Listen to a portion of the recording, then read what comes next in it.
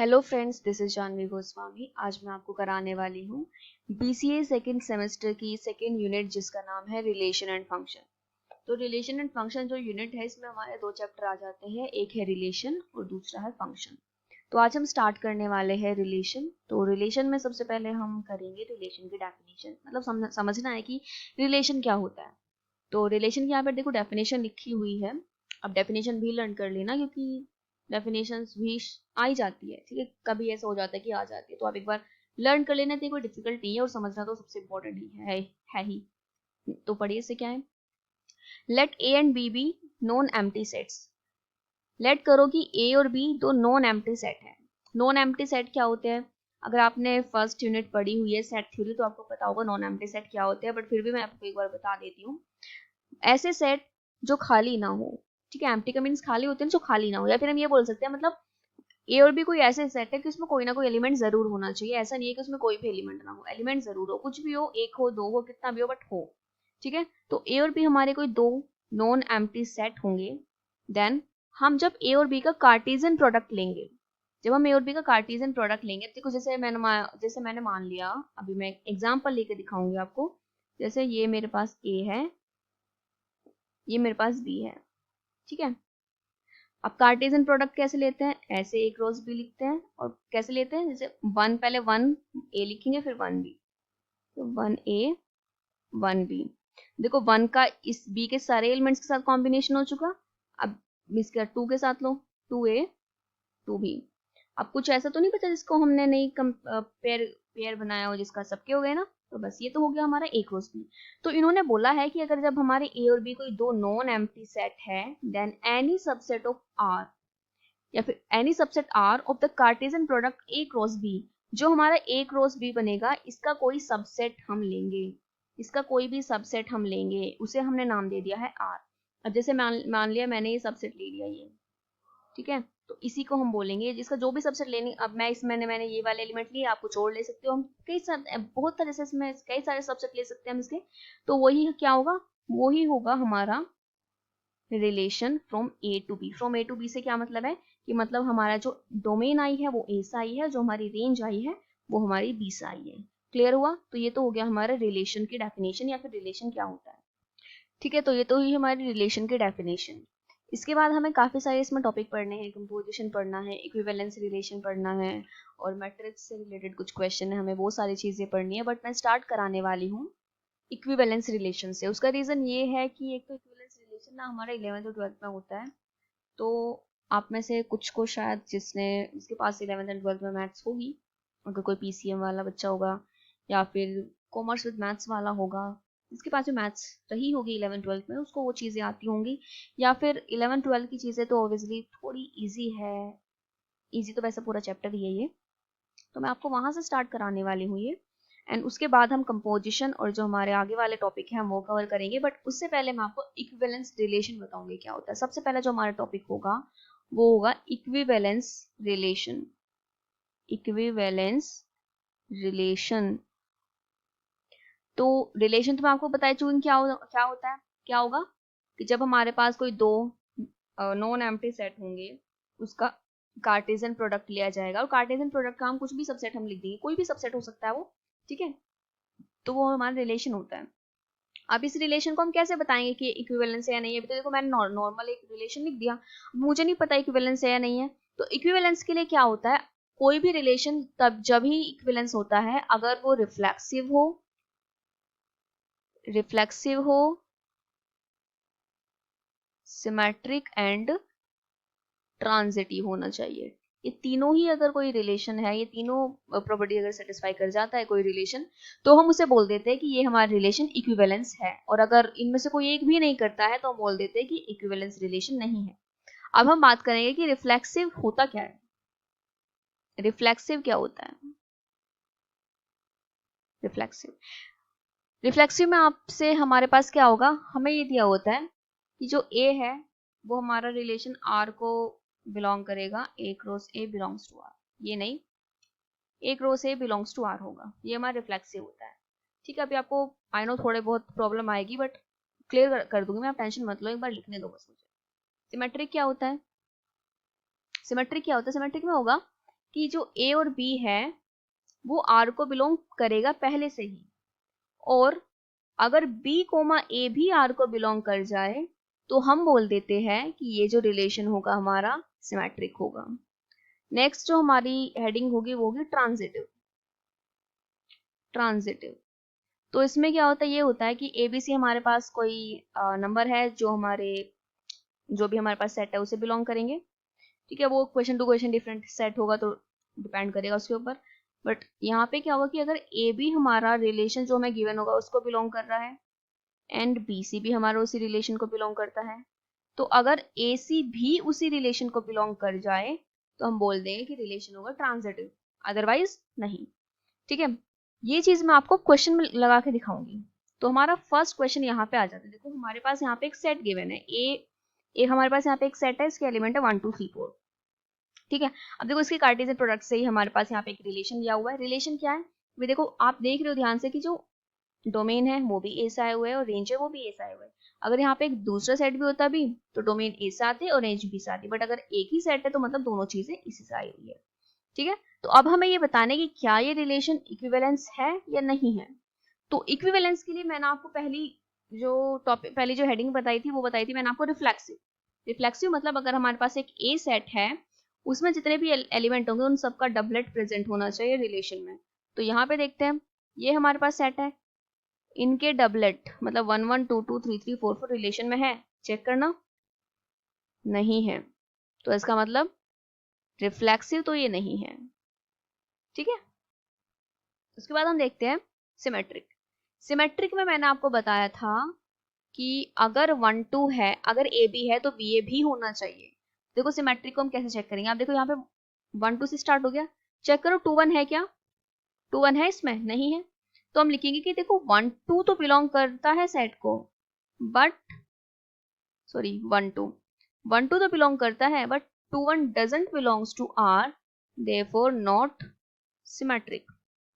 तो सिमेट्रिक में क्या होता है, अगर हमारे पास यहाँ पे कोई भी एक एलिमेंट है, जैसे 1 3 है तो 3 1 होना चाहिए, 1 4 है तो 4 1 भी होना चाहिए, 2 3 है तो 3 2 होना चाहिए, 2 4 है तो 4 2 होना चाहिए, 3 4 है तो 4 3 होना चाहिए। मतलब जो भी एलिमेंट है उन सबका उल्टा भी सेट में होना चाहिए। जब हमारे पास 1 3 है तो उसका अपोजिट क्या होगा, इसका अगर हम उल्टा करके लिखेंगे तो 3 1 आएगा, तो वो भी सेट रिलेशन में होना चाहिए, तब होता है सिमेट्रिक। ठीक है, रिफ्लेक्सिव सिमेट्रिक क्लियर हो। रिफ्लेक्सिव क्या होता है, जिस भी सेट पे डिफाइंड है रिलेशन उस सभी के डबलेट्स होने चाहिए, सारे एलिमेंट्स के। ऐसा भी नहीं कि भाई हमने 1 2 3 3 1 1 2 2 3 3 लिख दिया, 4 4 नहीं है तो रिफ्लेक्सिव हो जाएगा, नहीं, चारों ही होने चाहिए जितने भी सेट में है। सिमेट्रिक क्या होता है कि अगर हमारे पास कोई भी एक एलिमेंट है तो उसका उल्टा भी सेट में होना चाहिए, जो हमें यहाँ पे तो नहीं दिखाई दे रहा है। फिर हमें नेक्स्ट देखना है ट्रांजिटिव है क्या। ट्रांजिटिव में देखो मैं आपको एक्सप्लेन कर रही हूँ, ट्रांजिटिव इन दोनों से थोड़ा डिफिकल्ट होता है। ट्रांजिटिव मैं आपको बताऊंगी देखो क्या होता है। देखो ट्रांजिटिव की जो हमारी डेफिनेशन थी वो क्या थी, ए बी है और बी से स्टार्ट होने वाला बी सी है, तो ए और सी होना चाहिए। ये चीजें हम यहाँ पे नोटिस करेंगे। देखो 1 2 है, अब 2 से स्टार्ट होने वाला ढूंढ लो, ये 2 से स्टार्ट होने वाला है, 2 3 है तो 1 और 3 होना चाहिए, वो तो है, मतलब अभी तक तो ट्रांजिटिव है। ये हमने चेक कर लिया, अब इसको चेक करेंगे। देखो 1 3 है, अब 3 से स्टार्ट होने वाला देखना, देखो ये है 3 से स्टार्ट होने वाला 3 4, तो इसका इसके साथ बनाओ। देखो 1 3 3 4, इसका फर्स्ट इसका लास्ट 1 4 है, इसमें है, इसका मतलब है ट्रांजिटिव। देखो ये 1 4 है, हम ये चेक कर चुके हैं, हम ये चेक कर चुके हैं, अब इसको चेक करना, सारे ही एलिमेंट चेक करने हैं। 1 4, अब देखना 4 से स्टार्ट होने वाला है क्या इसमें कोई, इसमें 4 से तो कोई भी स्टार्ट नहीं हो रहा, तो मतलब हमें चेक भी नहीं करना है। अब नेक्स्ट वाला चेक करो 2 3, 2 3 3 से स्टार्ट होने वाला देखो ये है, तो 2 और 4 होना चाहिए, 2 4 भी है। ठीक है, अब यहाँ पे देखो 2 4, मैंने 2 4 देखा, 4 से स्टार्ट होने वाला कोई भी नहीं है तो चेक ही क्या करना। फिर 3 4, 4 से स्टार्ट होने वाला है ही नहीं तो क्या ही चेक करना, कुछ भी चेक नहीं करना। इसका मतलब क्या हुआ, ट्रांजिटिव ये है। ठीक है, क्योंकि हमारे पास या तो देखो जैसे मेरे पास ये 1 4 था, तो जब हमें 4 से स्टार्ट होने वाला ही नहीं मिला तो हम आगे कैसे दिखाएंगे, फिर तो वो तो हमारे हाथ में है ही नहीं है, नहीं है तो नहीं है। बट हाँ अगर ऐसा है कि हमारे पास 1 3 था तो 3 से स्टार्ट होने वाला हमें 3 4 भी मिल गया, तो 1 4 होना चाहिए जो कि इसमें है। इसका मतलब क्या हुआ, ये हमारा ट्रांजिटिव होगा। ठीक है, यहाँ पे एक टर्म आई हुई है एंटीसिमेट्रिक। तो एंटीसिमेट्रिक का मतलब क्या होता है, देखो सिमेट्रिक में जो था, सिमेट्रिक का ऑपोजिट होता है बिल्कुल। सिमेट्रिक में तो भाई इन्होंने बोला हुआ था कि अगर ए बी है तो बी ए होना चाहिए, लेकिन एंटीसिमेट्रिक का मतलब है कि ए बी है तो बी ए नहीं होना चाहिए। एंटी सिमेट्रिक का मतलब है कि अगर हमारे पास ए बी है तो बी ए होना नहीं चाहिए, तब होगा एंटी सिमेट्रिक, और अगर हो जाता है बी ए तो फिर तो सिमेट्रिक बन जाता है। ठीक है, तो आप देख रहे हो 1 2 है बट 2 1 नहीं है, 1 3 है 3 1 नहीं है, 1 4 है 4 1 नहीं है, तो नहीं है, इसका मतलब ये एंटी सिमेट्रिक भी है, एंटी सिमेट्रिक भी है। क्लियर हुआ? अब इसका बी पार्ट देखते हैं। बी में देखो क्लियरली रिफ्लेक्सिव तो नहीं है क्योंकि 1 1 2 2 3 3 4 4 नहीं है, तो रिफ्लेक्सिव तो नहीं है। अब सिमेट्रिक चेक करते हैं। देखो 1 3 का ऑपोजिट 3 1 है, 4 2 का 2 4 है, 2 2 का तो उल्टा 2 2 ही होता है, तो वो तो ऑलरेडी प्रेजेंट है, तो मतलब इसका मतलब क्या हुआ, ये सिमेट्रिक है। अब हमें चेक करना है ट्रांजिटिव, तो 1 3 3 से स्टार्ट होने वाला ढूंढो, 3 1, ठीक है, ये 1 3 ये 3 1, तो इसका फर्स्ट 1 इसका लास्ट 1, तो क्या देखना है इसमें 1 1 है क्या? नहीं है, तो इसका मतलब क्या हुआ, सिमेट्रिक सॉरी ट्रांजिटिव नहीं है। आपको फिर आगे चेक करने की जरूरत नहीं है। देखो एक ही फेल हो गया ना, हमने 1 3 देखा 3 1 देखा, तो 1 1 होना चाहिए बट 1 1 नहीं है। ठीक है भाई, 1 3 है 3 1 है, तो 1 1 भी तो होना चाहिए ना ट्रांजिटिव होने के लिए, बट नहीं है, इसका मतलब ये ट्रांजिटिव नहीं होगा। तो सारे लिमिट चेक करने की जरूरत नहीं है, एक फेल तो बस फिर सारे ही फेल है, फिर चेक ही नहीं करना। ये नहीं आप सारे चेक करोगे उसके बाद एंड में बोलोगे कि ट्रांजिटिव नहीं है, नहीं, हमने एक चेक कर लिया ना और वो नहीं, उससे नहीं आ रहा है, तो बाकी चेक करने की जरूरत ही नहीं है, मत करो चेक। तो ये क्या हो जाएगा, ये सिर्फ होगा सिमेट्रिक। नेक्स्ट वाले देखो, नेक्स्ट है हमारे पास 1 2, पहले हम इसमें रिफ्लेक्सिव चेक कर लेते हैं। देखो इसमें 1 1 है, 2 2 है, 2 2 नहीं है, सिर्फ और सिर्फ 1 1 है, 2 2 3 3 नहीं है ना, 4 4 है, इसका मतलब रिफ्लेक्सिव नहीं है, क्योंकि रिफ्लेक्सिव के लिए 1 1 2 2 3 3 4 4 सारे होने चाहिए। अब ओपोजिट चेक करते हैं, इनके ओपोजिट होंगे क्या। देखो हमारे पास यहाँ पे 1 2 है, तो 1 2 का 2 1 चेक करो। देखो 1 2 है, 2 1 चेक करना है क्या, 2 1 नहीं है, तो हमारे पास इसमें 1 2 है but 2 1 doesn't belongs to R, therefore not symmetric, इसलिए क्या होगा, सिमेट्रिक नहीं होगा। फिर चाहे सभी के ऑपोजिट पड़े हुए हो, उनसे मतलब नहीं है, एक का भी नहीं मिला ना तो नहीं है। जैसे होता है ना कि भाई कोई एक इंसान है, उसने चाहे 100 काम अच्छे किए हो, एक भी गलत कर दिया ना तो उसे भी पकड़ के बैठ जाते हैं, है ना, उसे ये नहीं देखेंगे कि उसने 99 काम अच्छे भी तो किए हैं, उस पर ध्यान नहीं देंगे, एक गलत है तो मतलब गलत। सेम केस यहाँ पे है, भले इसके सभी के डबलेट पड़े हुए, सबको ऑपोजिट पड़ा हुआ हो, कोई फर्क नहीं पड़ेगा, एक का नहीं है तो मतलब सिमेट्रिक नहीं है। क्लियर हुई? नेक्स्ट हमें देखना है इसको ट्रांजिटिव होता है कि नहीं होता। अब हम चेक करेंगे ट्रांजिटिव। देखो 1 2 है हमारे पास, 1 2 2 से स्टार्ट होने वाला ढूंढो जल्दी, 2 से स्टार्ट कोई भी नहीं है तो मतलब चेक ही नहीं करना। फिर 1 3 है, 1 3 है, 3 से स्टार्ट होने वाला, ये रहा 3 1, फर्स्ट एंड लास्ट 1 1 प्रेजेंट है तो है सिमेट्रिक। फिर देखो 3 1 है, अब 1 से स्टार्ट होने वाला क्या चाहिए, ये रहा 1 से स्टार्ट होने वाला, तो 3 1 होना चाहिए, ऑलरेडी है। अब 1 से स्टार्ट होने वाला एक हमें यहाँ पे भी मिल गया, तो इसके साथ भी बनाओ, ये 3 1 ये 1 4, तो यहाँ पे 3 और 4 होना चाहिए, देखना है क्या, ये है तो हो गया। 1 1 चेक नहीं करते, कभी भी डबलेट का चेक नहीं करते हैं। 3 3 चेक ही नहीं करना है, 3 2 का चेक करो, 2 से स्टार्ट होने वाला कहीं है क्या, नहीं है तो चेक नहीं करना है। फिर 1 4 4 से स्टार्ट होने वाला ये है हमारे पास, चेक करो 1 2 है क्या, ये रहा 1 2। फिर 4 2 2 से स्टार्ट होने वाला चेक करना है क्या, नहीं है तो नहीं चेक करना। अब ये 3 4 है, अब 4 से स्टार्ट होने वाला ये है हमारे पास 3 4, 4 से स्टार्ट होने वाला हमें ये मिल गया 4 2, देखना इसमें 3 और 2 है क्या, 3 2, ये है 3 2, इसका मतलब क्या हुआ, ट्रांजिटिव है। ठीक है, तो ट्रांजिटिव के लिए आपको शुरू से एंड तक सारी जगह जाना है। एंड ट्रांजिटिव रिफ्लेक्सिव सिमेट्रिक के कंपैरेटिवली बच्चों को थोड़ा सा धीरे समझ में आता है, मतलब थोड़ा टाइम लगता है समझने में। आप मैक्सिमम क्वेश्चन इसके प्रैक्टिस करोगे ट्रांजिटिव के लिए, आपकी बुक्स में जितने भी क्वेश्चन है एक बार आप देखना ही तो होता है कि ट्रांजिटिव के लिए, ठीक है, आप खुद एक बार सोच के देखना इसके बारे में, ट्रांजिटिव के बारे में सारी चीजें। तो ये हमारा नेक्स्ट क्वेश्चन है, इसमें देखो क्या है, give an example of a relation which is reflexive symmetric but not transitive. हमें यहाँ पे एक ऐसा रिलेशन लिखना है, अपने ही पास से लिखना है, ठीक है, कि वो रिफ्लेक्सिव हो, सिमेट्रिक हो बट ट्रांजिटिव ना हो। ठीक है, तो उसके लिए हम सबसे पहले हमें एक सेट लेट करना पड़ेगा, तो हम सेट लेट कर लेते हैं ए, जिसमें एलिमेंट है 1 2 3। आप मिनिमम एलिमेंट ही रखना, ठीक है, कम से कम एलिमेंट ही रखना। रखने को तो हम किसी भी सेट में कितने भी इनफाइनाइट एलिमेंट रख सकते हैं, बट हमें मिनिमम एलिमेंट रखने हैं, जिससे कि हम अपना क्वेश्चन बहुत इजीली एंड बहुत जल्दी से सॉल्व कर पाए। वरना क्या होगा, क्वेश्चन बहुत कॉम्प्लिकेटेड बन जाएगा, आप जितने ज्यादा एलिमेंट डालेंगे, ठीक है, तो कम से कम ही रखना। तो हमें क्या बताना है कि हमारा जो सेट है वो रिफ्लेक्सिव होगा। रिफ्लेक्सिव के लिए डबलेट होनी चाहिए, तो उसके 1 1 2 2 3 3 डाल दिए, तो ये हमारा रिफ्लेक्सिव है। अब सिमेट्रिक भी दिखाना है, तो मैंने इसमें डाल दिया 1 2, और सिमेट्रिक के लिए क्या आना चाहिए कि अगर 1 2 है तो उसका उल्टा 2 1 होना चाहिए, 2 1 भी डाल दिया, तो अब ये सिमेट्रिक भी हो गया। ठीक है, बट देखो इसमें 1 2 है, 2 से स्टार्ट होने वाला ये हो गया, तो उसमें 1 2 2 1, फर्स्ट एंड लास्ट 1 1, वो इसमें ऑलरेडी प्रेजेंट है, तो मतलब अब ये सिमेट्रिक भी है, बट हमें क्या करना है कि सिमेट्रिक नहीं होना चाहिए। ठीक है, तो मैंने यहाँ पे एक और एलिमेंट डाल दिया है 2 3। अब जैसे ही मैंने 2 3 डाला, अब ये सिमेट्रिक भी नहीं रहा, क्यों? क्योंकि 2 3 है बट इसमें 3 2 नहीं है, तो मुझे सिमेट्रिक बनाने के लिए इसमें फिर से 3 2 भी डालना पड़ेगा। ओके, अब ट्रांजिटिव एक बार चेक कर लेते हैं। देखो यहाँ पे 1 2 है, 2 3 है, बट 1 एंड 3, 1 3 नहीं है, इसका मतलब क्या हो गया, ये रिफ्लेक्सिव सिमेट्रिक तो है बट ट्रांजिटिव नहीं है। क्योंकि क्यों नहीं है ट्रांजिटिव? क्योंकि 1 2 बिलोंग कर रहा है आर को, 2 3 बिलोंग करता है आर को, but 1 3 doesn't belongs to R, therefore not transitive, इसलिए ट्रांजिटिव नहीं है।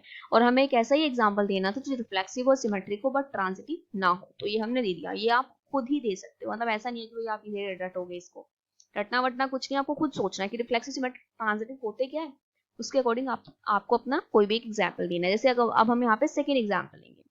ठीक है, थोड़ा ना वीडियो पॉज करके एक बार आप इसको खुद लिखने की कोशिश करना, लिखने के बाद फिर आप एक बार चेक कर लेना इसको। ठीक है, अब देखो क्या है, रिफ्लेक्सिव नहीं होना चाहिए, मतलब डबलेट नहीं आनी चाहिए। अब डबलेट में एक तो डाल भी सकती हूँ बट सारे नहीं डालने, रिफ्लेक्सिव तो तब होता है ना जब सारे के सारे डबलेट आ जाए, तो मैं चाहूँ तो मैं एक डाल सकती हूँ कोई भी, या फिर नहीं डालना तो भी चल सकता है। देखो सिमेट्रिक होना चाहिए, सिमेट्रिक के लिए मैंने इसमें 1 2 डाला, साथ में मैंने इसमें 2 1 डाल दिया। ट्रांजिटिव भी होना चाहिए, देखना एक बार, ये ऑलरेडी ट्रांजिटिव हो गया।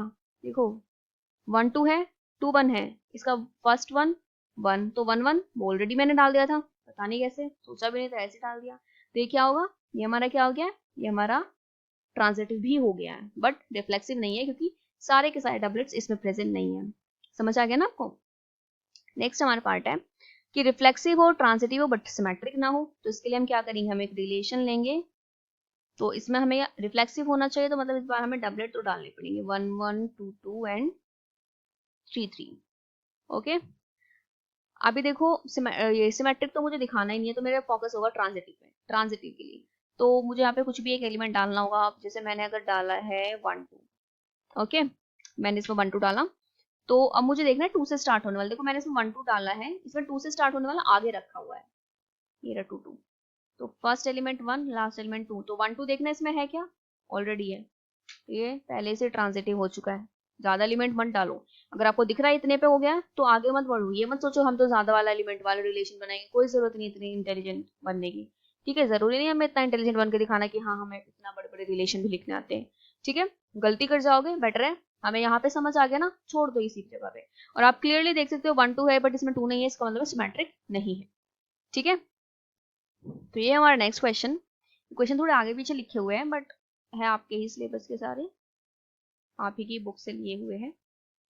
ठीक है, तो ये हमारे पास क्वेश्चन है, इसमें देखो क्या है, write down the relation in the square of the set this. हमें एक सेट गिवन है और हमें एक रिलेशन लिखना है। अब रिलेशन के लिए कोई ना कोई डेफिनेशन होती है, नॉर्मल तो कोई रिलेशन लिखेंगे नहीं हम। ठीक है, कोई डेफिनेशन, अब सेट भी, पर्टिकुलर सेट भी दे दिया। देखो पिछले वाले क्वेश्चन में मैंने, आप अगर आपको ऐसा लग रहा है कि इसमें तो नहीं थी डेफिनेशन, इसमें मैंने खुद अपने पास से लिखा है ना, सेट भी मैंने खुद ही लिया है, लेकिन और एग्जाम्पल पूछा था, बट यहाँ हमें ऐसे थोड़ी बोला है, यहाँ पे तो मैं सेट इन्होंने खुद ही दिया हुआ है और बोला भी हुआ है रिलेशन क्या होना चाहिए, स्क्वायर ऑफ द सेट। ठीक है, मतलब ए स्क्वायर, या तो ऐसे हो या फिर ए स्क्वायर ए, या फिर ऐसे हो, मतलब एक नंबर दूसरे नंबर का स्क्वायर होना चाहिए। तो मैं इस तरह से कोई भी एलिमेंट डालेंगे। देखो इसमें अगर मैं 2 डालती हूँ तो ये, सॉरी, एकदम 1 1 डाल सकते हैं, 1 का स्क्वायर 1 ही होता है। फिर हम 4 2 डाल सकते हैं, क्योंकि 2 का स्क्वायर 4, देखो इसमें 2 4 दोनों ही है। देखो 2 का 4 का स्क्वायर देखना इसमें है क्या, 16 है, तो मतलब हम 16 को 4 डाल सकते हैं। 8 का स्क्वायर 64 है, तो मतलब हम 64 8 डाल सकते हैं। 16 का स्क्वायर 32 है, 64 का स्क्वायर नहीं है, तो मतलब ये सेट यहीं पे बंद हो जाएगा। बस हम इसमें इतने ही एलिमेंट डाल सकते हैं और नहीं डाल सकते। ठीक है, तो हमें बहुत सिंपल क्वेश्चन था ये, बहुत इजीली हम कर सकते थे इसको। ये आ गया हमारा नेक्स्ट क्वेश्चन। इसमें देखो क्या है, लेट आर विद रिलेशन, अगर हमारे पास आर एक रिलेशन है, द नेचुरल नंबर एन, और नेचुरल नंबर से रिलेटेड है ये। ठीक है, मतलब इसके जो एलिमेंट आएंगे वो नेचुरल नंबर से आएंगे। डिफाइन बाय डेफिनेशन क्या दी हुई है, डेफिनेशन दी हुई है हमें x + 2y = 10। ठीक है, दैट इज हमें एक रिलेशन दिया हुआ है x y, इसके जो एलिमेंट्स है एक्स वाई, वो दोनों के दोनों नेचुरल नंबर्स आएंगे और x plus 2y equals to 10 होगा। ठीक, तो पहले तो ये रिलेशन नाम है रोस्टर में लिखा हुआ है, सेट बिल्डर में लिखा हुआ है, हम इसे रोस्टर में चेंज कर लेते हैं। अब मैं आपको एक बात बता दूं, जहाँ पे हमें नॉर्मल नेचुरल नंबर से रिलेटेड सेट दिया हुआ था, इजिली मैं इसे कर सकती हूँ। अगर हमें यहीं पे ये सेट इंटीजर के बारे में दे दिया होता ना, इंटीजर, फिर नहीं कर सकती थी मैं इसे। रीजन क्या है वो मैं आपको देखो अभी बताती हूँ, इसका रीजन क्या है। देखो अगर मैं x की जगह पे 1 डालती हूँ तो y देखते क्या आएगा, y आएगा 9/2, बट क्या 9/2 नेचुरल नंबर है? नहीं है, तो मतलब हम 1 नहीं डाल सकते। 2 डालो, अगर मैं 2 डालती हूँ तो हमारा जो y आएगा वो क्या आएगा, 4, तो एक तो हमारा हो जाएगा 2 4। फिर जब मैं इसमें अगर 3 डालती हूँ 3, तो हमारा y क्या आएगा 7/2, जो कि नेचुरल नहीं है। अब 3 तो नेचुरल डाला, बट y भी तो नेचुरल आना चाहिए, नहीं आ रहा है, तो मतलब हम 3 भी नहीं डाल सकते। 4 डालो 4, तो जब हम इसमें 4 डालेंगे तो y हमारा क्या आएगा 3 आएगा। 4 डालने पे क्या आया 3, तो ये डाल सकते हैं। अब 5 डालेंगे तो फिर 5/2 आ जाएगा, नहीं डाल पाएंगे। अब इसमें 6 डालो, x की जगह पे अगर हम 6 डालते हैं तो हमारे पास ये आता है y आता है 2। 6 डालने पे क्या आया 2, ठीक है।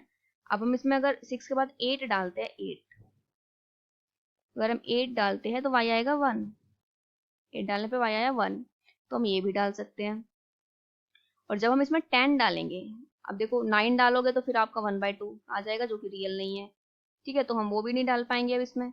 तो अब हम इसमें डाल के देखते हैं 10, 10 डालो 10, तो 2y इक्वल्स टू 10, y आएगा 0, और 0 क्या होता है नेचुरल होता ही नहीं है, तो मतलब 10 भी नहीं डाल सकते हैं।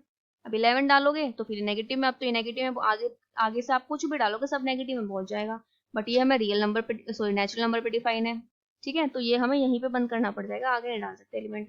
बट वहीं अगर ये इंटीजर दे दिया होता तो फिर हम इसमें नेगेटिव भी डाल सकते, तो नेगेटिव भी इनफाइनाइट तक जाता, तो हमारे लिए पॉसिबल नहीं हो पाता फिर ऐसे केस में निकालना। तो ये आपको याद रखना है कि जब भी आपको नेचुरल नंबर से रिलेटेड सेट गिवन होगा ना, तो आप आराम से नंबर डाल के निकाल सकते हो, कि ऐसे नेचुरल नंबर वाले क्वेश्चन बहुत इजीली हो जाते हैं। और ये जो क्वेश्चन दिए होंगे वो आपको नेचुरल नंबर के सेट पे ही दिए होंगे, देख लेना आप, मोस्टली आपको क्वेश्चन, शायद ही आपको कहीं ऐसा क्वेश्चन मिलेगा जो इंटीजर पे बेस्ड होगा इस टाइप का। इंटीजर वाले भी होंगे बट ये ऐसे नहीं होंगे, वो अलग अलग होंगे, फिर ऐसे नहीं होंगे, ठीक है।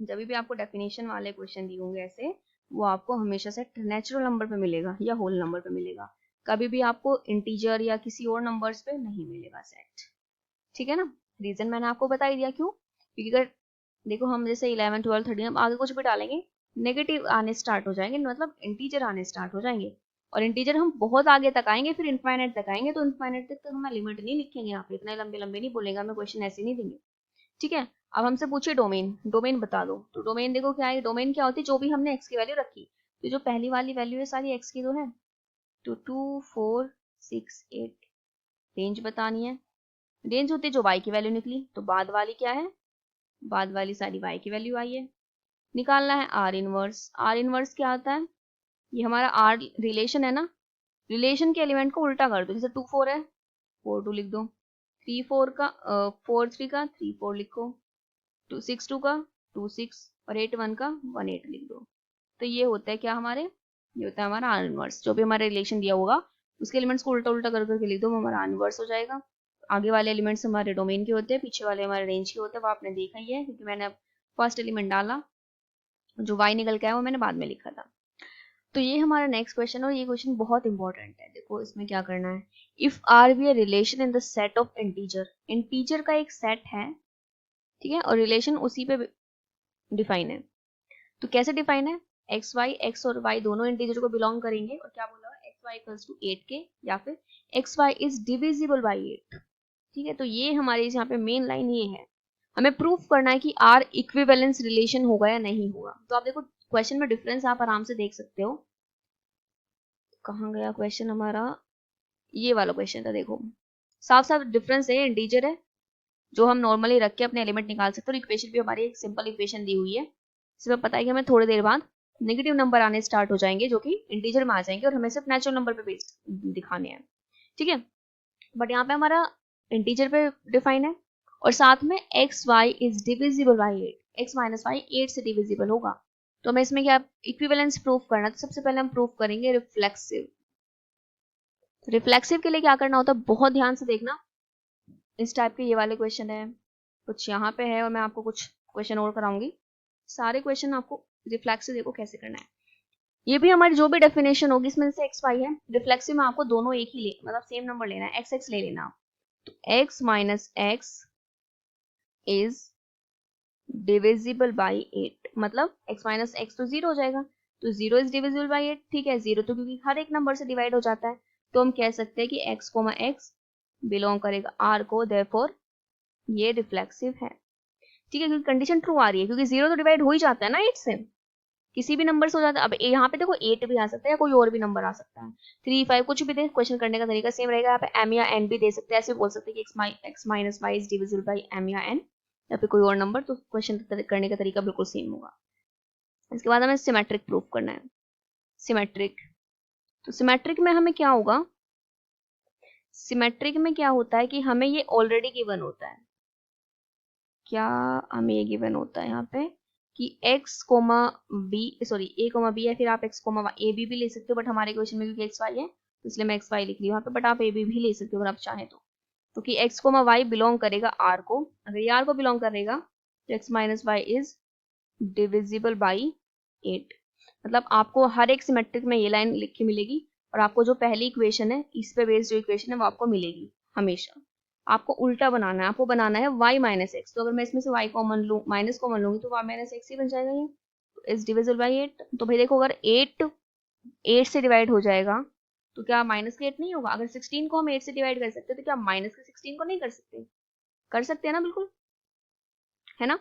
तो ये क्या हो जाएगा, ये हो जाएगी हमारी कंडीशन ट्रू। हम लिख सकते हैं कि y कॉमा एक्स भी r को बिलोंग करेगा, देयरफॉर सिमेट्रिक। नेक्स्ट हमें दिखाना है ट्रांजिटिव। ट्रांजिटिव में क्या होता है, x कोमा y बिलोंग करेगा, y कोमा z बिलोंग करेगा। इसे हम डिफाइन कर देंगे, जो भी क्वेश्चन में डेफिनेशन दी होगी, इज डिविजिबल बाई 8, इसको भी कर देंगे y minus Z is divisible by 8। अब हमें दिखाना है कि x माइनस जेड भी डिवाइड होगा 8 से। तो देखो, अगर मैं दोनों को इनको प्लस कर दूं, इज डिविजिबल बाई 8, तो क्या ये दोनों कैंसिल हो गए, x माइनस वाई ही नहीं बन गया डिविजिबल बाई 8। तो हम लिख सकते हैं x comma z is x comma z belongs to r, therefore क्या हो जाएगा ये ट्रांजिटिव। या फिर इसको आप ऐसे भी समझ सकते हो, देखो अगर हमारे पास मान लिया 8 है, ठीक है, मतलब इन दोनों का सब्ट्रैक्शन अगर 8 आया है और इनका मान लो 16 आया है, तो देखो 8 से डिवाइड हो जाएगा, 16 भी डिवाइड हो जाएगा 8 से। इन दोनों का सम करो, सम ही तो क्या है हमने नीचे, देखो दोनों का सम ही तो क्या है, क्या इन दोनों का सम होगा 24, तो 24 भी तो डिवाइड हो जाता है ना 8 से, तो इसलिए हम इसे ऐसे भी लिख सकते हैं। समझ आया ना। तो यहाँ पे आपको देखो एक बात याद रखनी है, रिफ्लेक्सिव में आपको दोनों बिल्कुल सेम लेने हैं, सिमेट्रिक में आपको ये हमेशा लेके चलना है, और जो भी हमारी डेफिनेशन होगी क्वेश्चन में वो एक्स वाई के लिए आपको डिफाइन करनी है, फिर आपको उल्टे उसका जो उल्टा होगा वाई एक्स उसके लिए आपको बनानी है। ट्रांजिटिव में आपको ये लेके चलना है, और ये आपको जो भी इक्वेशन होगी इनसे रिलेटेड आपको डिफाइन करनी है, फिर आपको एक्स और जेड के लिए बनानी है। हम ले लेते हैं हम नेक्स्ट क्वेश्चन 6। क्वेश्चन नंबर 5 है, इसमें है हमारे पास, पहले हम ये आर फाइंड करेंगे। हमारे पास आर एक रिलेशन गिवन है, और क्या बोला हुआ है कि जो एक्स वाई एलिमेंट है इसके वो ए सेट से आएंगे, और जो एक्स होगा वो वाई से छोटा होगा। तो हम किस तरह से रख सकते हैं, देखो हम इसमें एलिमेंट रख सकते हैं 1 या तो इक्वल हो या फिर वाई से छोटा हो, तो क्योंकि दोनों ही, देखो क्योंकि हमारा एक्स भी इससे आएगा वाई भी इससे आएगा, तो एक्स मैंने ले लिया 1, तो मैं क्या क्या रख सकती हूँ, मैं यहाँ पे 1 रख सकती हूँ, 2 1 3 1 6 रख सकते हैं, क्योंकि आप देख सकते हैं जो एक्स है वाई से छोटे ही आ रहे हैं या फिर इक्वल आ रहे हैं। फिर हम 2 रखेंगे, 2 के साथ मैं 1 नहीं रख सकती, क्योंकि अगर मैंने x को 2 रखा है तो मैं y को 1 नहीं रख सकती, क्योंकि y क्या हो जाएगा, छोटा हो जाएगा इससे। ठीक है, तो मैं यहाँ पे 3 और 6 रख सकती हूँ, फिर या फिर 2 रखूंगी, 2 3 2 6। उसके बाद 3 से स्टार्ट करेंगे, 3 के साथ हम 3 या फिर हम 3 6 ही रख सकते हैं, क्योंकि मैं अगर यहाँ पे 3 रख रही हूँ तो मैं अगर यहाँ पे 2 रखूंगी तो कंडीशन हो जाएगी फॉल्स, क्योंकि हमारे लिए x बड़ा नहीं, हमें चाहिए y बड़ा। ठीक है, नेक्स्ट हम यहाँ पे 6 और 6 रख सकते हैं, तो ये हो गया हमारा r। फिर है हमारा s में हमें क्या डालना है कि जो x है वो y को डिवाइड कर दे। ठीक है, तो यहाँ पे ऐसा एलिमेंट डालो जो पीछे वाले को डिवाइड कर दे, तो देखो 1 जो है वो हर एक एलिमेंट को डिवाइड करेगा, 1 3 को भी डिवाइड करेगा और 1 6 को भी डिवाइड करेगा। अब 1 के साथ हो गया। अब देखो 2, अगर मैं पे 2 डाल रही हूँ, यहाँ पे मैं 3 नहीं डाल सकती क्योंकि 2 3 को डिवाइड ही नहीं करता, 2 तो सिर्फ 6 को डिवाइड करेगा। ठीक है, फिर मैं यहाँ पे 3 मैं 6 डाल सकती हूँ क्योंकि 3 सिर्फ 6 को डिवाइड करेगा, 2 को डिवाइड नहीं करेगा, ना 1 को डिवाइड करेगा।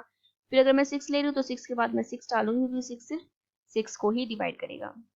उसके बाद आपको क्या करना है, दोनों का लेना है intersection, R intersection F. Intersection में देखो क्या आ जाएगा, देखो हमारे पास 1 1 2 2 1 3 1 6 2 6 है, 3 6 और 6 6। ठीक है, तो हमारे पास इंटरसेक्शन में आ जाएगा 1 1 1 2 1 3 1 6 2 6 3 6 और 6 6। ठीक है, तो ये हो गया हमारा खत्म। नेक्स्ट जो मैंने आपको ये वाला जो क्वेश्चन आपको करके दिखाया था, इसी से रिलेटेड मैं आपको क्वेश्चन और लूंगी। देखो हमें ना यहाँ पे भी से इक्विवेलेंस प्रूफ करना है। इस क्वेश्चन को मैंने ये थोड़ा लिखा नहीं है आगे कि ये इक्विवेलेंस हमें दिखाना है कि होगा या नहीं होगा। जो हमारे रिलेशन जो आएगा वो इससे आएगा। हमारे पास कोई एक प्लेन है, उसमें बहुत सारी लाइंस है। ठीक है, तो हमें बताना है, डेफिनेशन क्या है कि x is parallel to y। ये हमारे पास डेफिनेशन है और हमें इस पे बेस्ड बताना है ये रिफ्लेक्सिव सिमेट्रिक ट्रांजिटिव है या फिर नहीं है। तो पहली जो हमारी हेडिंग होती है रिफ्लेक्सिव।